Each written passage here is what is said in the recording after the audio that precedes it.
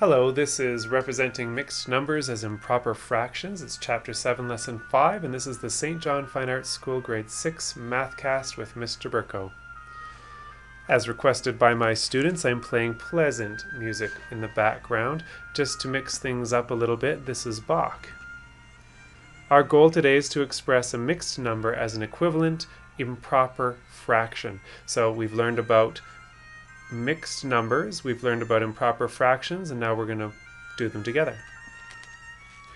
The question in the textbook on page 222 is how many small buckets of earthworms, mealworms, and crickets are needed to feed the water dragons?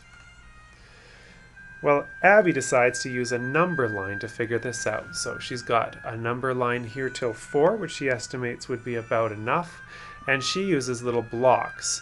Each one of those blocks represents the small bucket, which is a quarter of the size of the large bucket. So she needs 4 of those blocks to fill one bucket. And she knows that she needs 3 1/4 large buckets of earthworms. So the question is, how many small buckets does she need? As soon as she's filled 4 small buckets, she knows she's filled up 1 large bucket. Here's 4 more small buckets, that's 2 large buckets. And here's 4 more small buckets, which makes 3 large buckets. And then she's got 1/4 left over, which means that she needs 3 1/4 large buckets. And it's the same as 4, 8, 12, 13 small buckets. Abby concludes that she needs to fill the small bucket with earthworms 13 times to give the same amount as a large bucket. Zoe has a different strategy. Zoe knows that 1 large bucket equals 4 small buckets. She knows that filling the small bucket 4 times is the same as filling 1 large bucket. The fraction that represents that is 1 equals 4 over 4. And here's my diagram. She knows that also if we fill the small bucket 8 times, it's the same as filling 2 large buckets.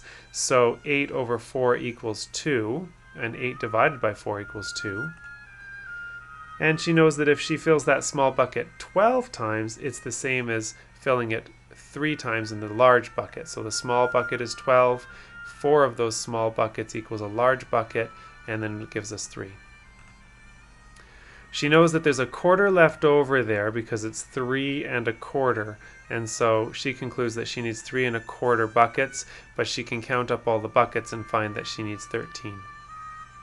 Question A asks, Abby counted cubes to 3 1/4. How did she use this strategy to solve the problem?